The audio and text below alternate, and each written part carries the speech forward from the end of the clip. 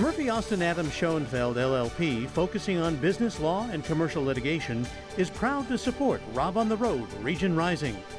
More information available at murphyaustin.com. Coming up on Rob at Home Region Rising, St. John's Program for Real Change marks 40 years of service. 35,000 women and children experiencing homelessness whose lives have been changed. The full story coming up with CEO Scott Richards. And the new law with reading in California, what it means, and how children will benefit from this new change, plus a message for parents and teachers coming up from April Javist from the Sacramento Literacy Foundation. That's next on Rob at Home. And now, Rob on the Road, exploring Northern California. Joining me now is Scott Richards, the CEO of St. John's Program for Real Change. Scott, it's great to see you. It's good to see you. It's nice to be here. Thank you. So nice to be with you too. You mark 1 year, October 2025. You started in 2024. So that's an anniversary that has happened, as well as 40 years. Yes. St. John's Program for Real Change, starting on the front steps of St. John's Lutheran Church in Sacramento. That is right. Wow, what a legacy of lives. 35,000 women and children. 35,000. It's remarkable. Yeah, it's a powerful story. I just think about it's a story about the work in this community. It's also a story about how, as a community organization, this community has stepped up to really care for and look after women and children in need in Sacramento. I couldn't be more proud of who we are and what we do in Sacramento. It's a thrill to be here. It's been a fantastic first year. You talk about that story. I want to ask you, first of all, what is the St. John's story for you that you want to share? I want people to know, one, the origin of St. John's, given that we started from this kind of motivation from, parishioners in the St. John's Church that looked outside and said, hey, we've got to do something about this, opened up the doors of their church and made space, and we've only continued to grow. And I think what is deep in our DNA at St. John's is that perspective that we look outside of what's happening around us, and we think about what are we uniquely positioned to do? What can we do about this moment? And how do we create a space that allows people to come into a community that really want to transform their lives? When I think about the real change, we didn't start as St. John's Program for Real Change. It started as, a women's shelter. But I think the realization 10 or 15 years ago was we really just want to, how do we stop the cycle, right? The cycle of kind of coming in and going out, like life happens, like how do you confront and deal with that? And so who we are today is the same in the sense of we looked down and said, what can we do about this? And what we do now and who we are is creating a community where people can come together, women and their families, to get access to all the resources that they need from behavioral health and education and all of those things that matter. But it's really centered in what does that individual want for themselves and their family and their kids? And what I've learned, and I think what is special, is that when we start thinking about breaking the generational aspect to this, it's really the whole family. It's not just the woman herself even just the child. Now we have stories of, children and grandchildren and cousins and parents that are like, hey, if this person can do this, like, what do we need to do to take care of our family? So what I often say is that St. John's, it's more than a new start. I think that's what people think about. It's really writing a new story about who we are as people in this community. What is our God-given purpose in life? And how do we go after that? What do we need? I think I'll end this by saying one of my favorite quotes from a client is, when you wake up every day in a community where people want you to succeed, you wake up every day with purpose. And I think there's so much packed into that about who we are. We are a community. We want people to succeed around their goals. And people have a purpose in life, and we want to help people connect to that for themselves and for their kids. I love what you said about waking up surrounded by people that want you to succeed. Yes. I also love what you said about this church looked outside its windows and said, what can we do? I love that. Community. I love that can happen anywhere. in any church, in any business, in any home, we look outside of our windows and ask, what can we do to help? Yeah. Yes. But the key is that St. John's did this. And 40 years later, there are lives and generations changed. So the 35,000 is the number of people who've been through the program. But when you talk about the lives changed and the ripple effects that flow far and wide, now I'm talking about all around this world. Yeah. And it is true. All these people have had children and grandchildren, and who knows, in 40 years, there could be great-grandchildren that have come along in St. John's program. How have you had such a success story? 96%, am I accurate? Yeah, yeah. What do you define as success first? Yeah, I think it's a great question. You know, when we think, we've done some real thinking about this, like what does success look like? And so we really codified this or put this together, what we call the foundations for real change. And that is that you're building and part of a community. You are building resilience, which has a lot to do with confidence. We talk about readiness as the third pillar of those foundations. Wellness is a big part of that. Like, those are the foundations for real change. And so success for us is when somebody, it's not, I think we've all had that experience, you know, like, well, if we check the box and we've done these things, but this is more than that. This is somebody saying, hey, I'm going to be really clear on, like, what does it take? What's the foundation I need in my life to really thrive in this community? We think those things matter. So success for us is when a client is connected in a community. Readiness has everything to do with, from practical skills. I have the skills, I've taken classes, job training, resume, interviewing, at bats at interviewing. All those things are about readiness. And then the wellness and resilience are really those, they're kind of the intangible things, but they're things that when our clients can tell us, like, I have developed a set of tools that help me cope with the stressors in my life. Any person can relate to that that's in this audience, right? It's like, how do we cope with the issues and challenges of life? And they're saying, I have that. And then just the stability, right? Success is that I can, not only have I found a job, keep a job. So these are things we track, you know, we look at, but stability in employment, stability in housing. And when you talk to our alum now, that's the story you hear, is like, finished St. John's, I got into my first apartment. And now you talk to alums like, I bought my first house 5 years ago. I think one of our alum, Monica's talking about, she's got that apartment. She's like, I'm saving up, I'm gonna buy a home, I'm gonna live in this community. That's what we mean by real change, right? There is a change there's a change in your mind, there's a change in your heart. There's also a change in what you can do and how you contribute and how you participate in this wonderful community we have. And I think what we do, we just open the doors, you're right? We open the doors and say, this is how you do it. So that's how I think about success. I think it's more comprehensive for us. I think that's the idea behind real change. It's not just, here's the keys to a house, but really here's how we help you write a new story for your life, of which housing, employment, parenting is all a critical part, but it's comprehensive in what that change looks like.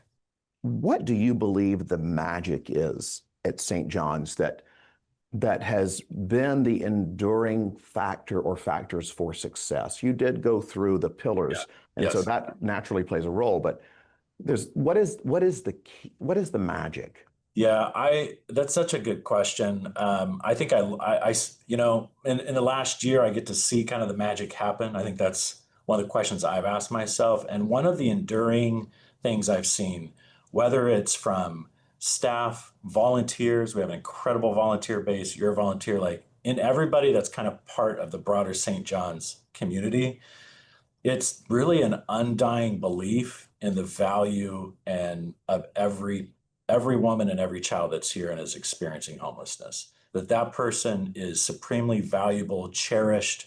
We had a guest speaker recently just talked about, like, this is a place where a person can feel cherished, valued, respected. You know, I heard a staff member say that we believe in second chances, and we believe in third, fourth, and fifth chances. Like, there's not an end to the hope and the belief we have in the people that come through our door. And I think that's part of the magic. And the way that plays out is incredible displays of love and accountability. I heard somebody say, you know, accountability is another form of love. You know, it's like, we have high expectations. That love or that belief about people, it's not just mushy, right? It is a comfort and a safe space, but it's also expectations and high expectations that I think also play a role in that. But it's really the mindset and the belief that when you come here, it doesn't matter what you look like, where you came from, what if it was under the, overpass, it was, under a bridge or in a couch or in a car, you came here, we see you as a whole person. And this is something that I said, this is another expression of the same idea. When I talk with our clients, we do a community meeting every day. And I said, you're here not because you're broken, but because you're strong. You survived. And I think that gets to the heart of it, is like, we know that there is brokenness in the world, if we could say that. But man, the ladies that come here with their kids, they have survived an incredible amount in their life. And I tell them, you're here because you're strong, and it's that strength that's going to propel you into a different future. It's that mentality that I think really powers the mission at St. John's. Absolutely. You nailed it. You nailed it about, the feeling of being broken. But people can be put back together again. And absolutely, a stained glass analogy that, broken pieces of glass can be put back together, but boy, does the light shine through in a different, beautiful way. That's awesome. And who has not been through that in life, regardless of circumstances? Yeah. We've all been through situations like that, but St. John's really takes it to the next level. What brought you to this program? We mentioned at the top we'd get to that, and I do want to. I appreciate that. I was raised by a single mom, and I think as a kid growing up, my mom worked hard to create a home. And I think there's a difference between having a home and a house, and I think that regardless of what was happening around our family, me and my brothers, my mom worked hard to create a home for us. She had a lot of the kind of the path I see our clients, kind of traveling. I look back now and I say, my mom was dealing with that, from like paying the rent and groceries, childcare, putting herself, back to college to get a job and to become a world-class teacher. And so a big part of it is really the influence of my mom on me and the women in my life that have taught me what it means to build a family, to build a home, and to take care of kids. Like a lot of that I learned through my mom and other folks in my family. And so that's kind of a guiding value of like, when I saw the opportunity to be part of St. John's, it struck that chord to me. Fantastic. Is there anything else you want to add? I appreciate the opportunity to be here and talk about St. John's. And really, I know there's so much conversation, in our community about unhoused and homelessness. And I liked what you were saying and we were talking about, is like, there's a lot of different experiences that happen in people's lives that lead to homelessness. I've learned that in this past year. And, one message I have is I would like us to, just kind of unwrap the empathy we have for people and humans in our community, and understand that, like, if there's something we can do to support and contribute, besides kind of talking around the coffee table or dinner table, which is also important, but if there's something, if you feel it in your heart, like, I want to volunteer, I want to give $1, I want to donate some food, that's how you can contribute to this. So I'd like to see us like kind of unpack the empathy, think about what actions we could take to get involved in the issue in our community, because we need you. And that's what I want to say. We need people in this community. We have a wonderful community of donors and supporters and volunteers. We just need more people. And so that would be the last thing I would say is, if you're listening and you're saying I should do something, answer the call, get involved. It'd be awesome, and we'd be glad to have you. Scott Richards, thank you so much. What a blessing to talk to you. I'm so happy for your new role, and Sacramento is better because you're here. So thank you. Thank you so much. I appreciate it. Scott Richards with St. John's Program for Real Change. And now April Javist with the Sacramento Literacy Foundation on the new law in California. What does this mean for teachers and parents and students? I am thrilled to have April Javist join us now from the Sacramento Literacy Foundation. Hello, April. Hello, Rob. How are you? I'm great. It's good to see you. How are you? I'm great. I'm great. Big news. Big news. We have big news. The AB 1454 got pushed into a trailer bill and was passed on October 9th, 2025, which bodes really well for kids in California. And so we're pretty excited about it. We're like probably the 10th state to bring on policy that's comprehensive from the university all the way through to the TK. We have we have a bill that helps colleges teach teachers the right way. That's SB 488 that got passed a few years ago. Then we got the screener introduced, which happened just this year. There's an early screener to detect kids reading. We also have the LCRS SET grant, which is $500 million, which our SCOE is overseeing, which is putting literacy coaches in about 800 different elementary schools across California. And that also is with the science of reading and evidence-based curriculum underneath it. And now we have AB 1454, which is huge because that is going to change the landscape. It's going to, they've put aside $200 million for teacher training, which is a start. Most bills didn't get funding because of issues with budgeting, but this one did. And that's important. And I Tell think me why this one is a big deal and what this one means. this is huge. Tell me why. Well, it's huge because right now more kids in California can't read than can at grade level, whether that's third grade or 12th grade. And in an information age, that means that more kids than not are growing up to being adults who cannot participate in our society. So we're turning this around. And that's important because this has been a 20-year problem and it's been hard to turn around. But interestingly, the House and both the Assembly and the Senate unanimously voted for this bill. So that means that everybody is getting aware of the fact that not reading is a crisis for all of us. That's a big deal that it was unanimous. It is. Both houses, 100% unanimous. And that was from the year before where they didn't even give it a reading. Okay. I mean, wow. You so know, I so have to it's, ask you something, April. So yeah.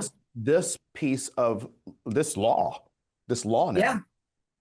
This is the law. We talked about, the science of reading on an earlier program a couple of years ago, which Right. really talks about redefining how teaching reading is taught.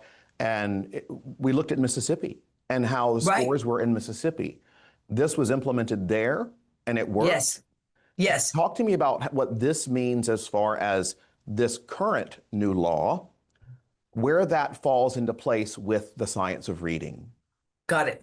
So Mississippi went from 49th to 9th in reading levels in the country by introducing the science of reading. The science of reading is complicated a little bit and then also not as complicated as you might think given the word science. How long did But that let me- take to jump up and score, by the way?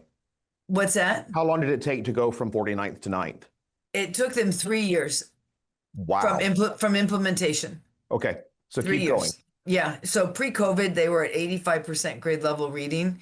The rest of the country pre-COVID was like at 40% grade level Okay. reading.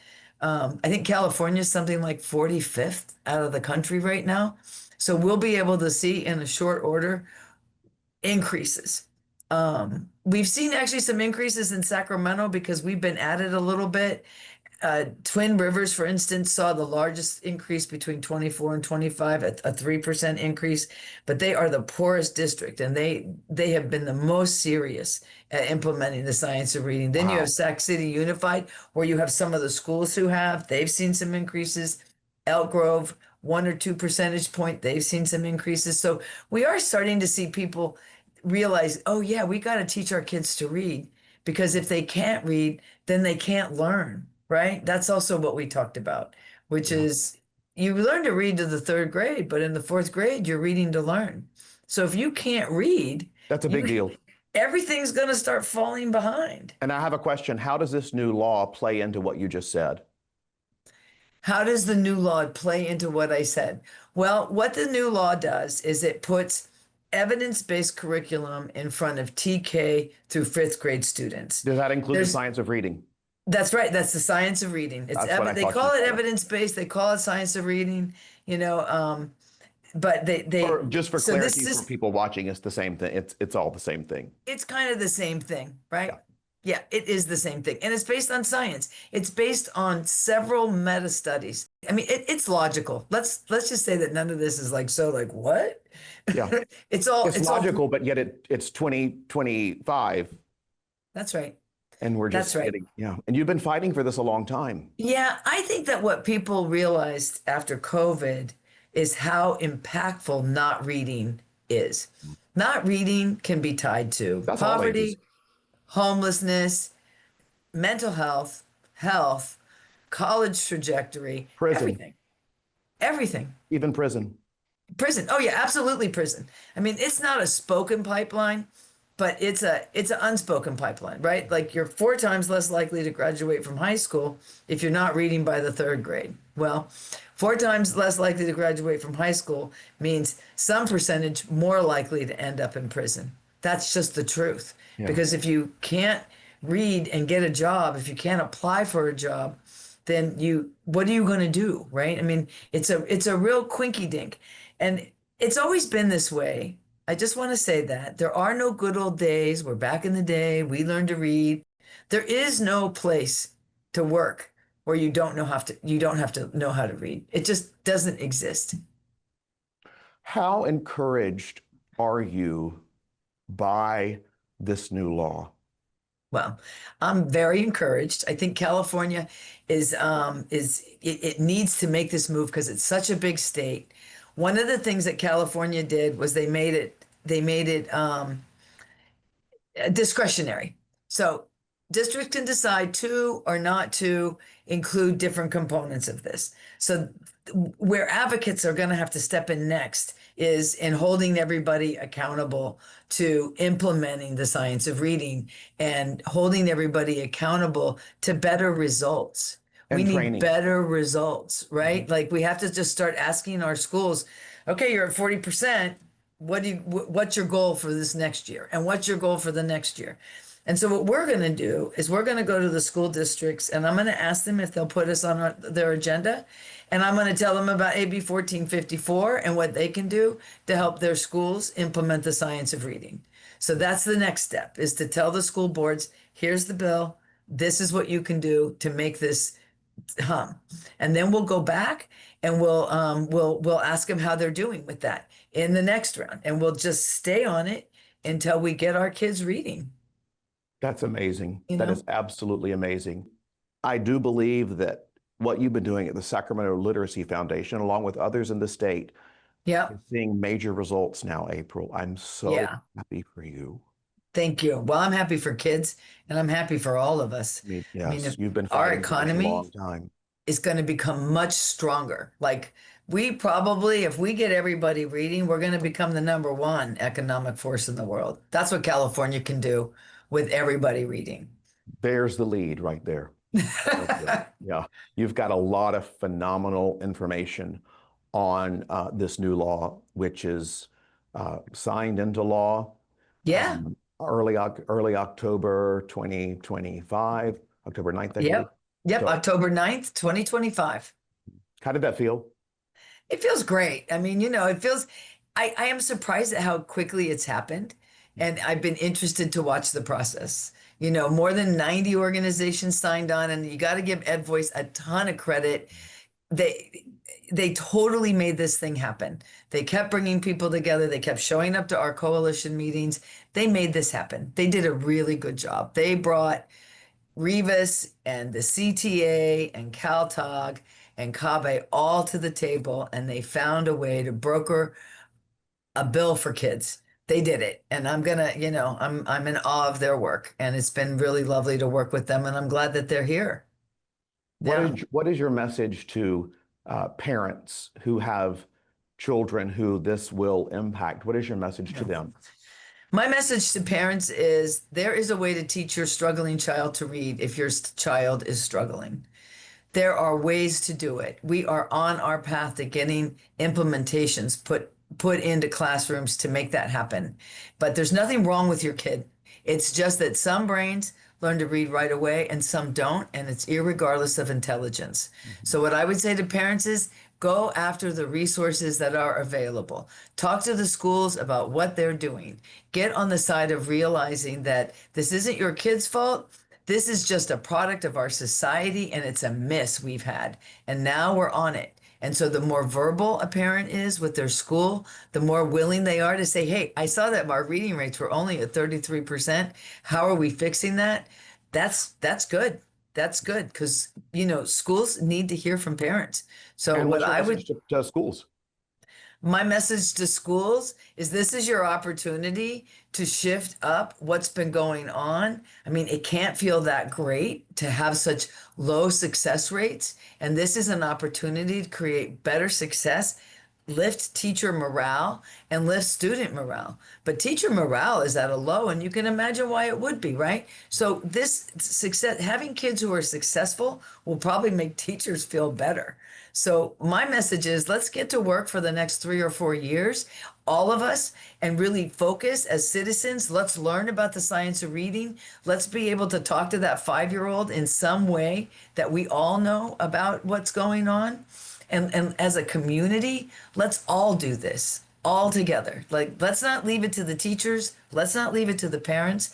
Let's leave it to everybody. Like, that's what I'm saying. Everybody needs to be a part of this. It's like recycling or drinking fluoride in the water. It just needs to be in the mix of what we know how to do. April Javist, thank you so much. With the Sacramento Literacy Foundation, you are a beacon of hope. You always have been, and it is so good to see you. Thank you, April. Thank you, Rob. That's nice to see you too. Thanks for joining us. You can watch when you want at robontheroad.org.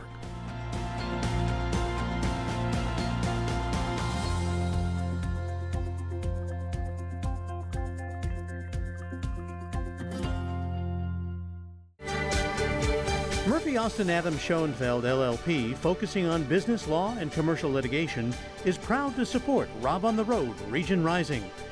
More information available at murphyaustin.com.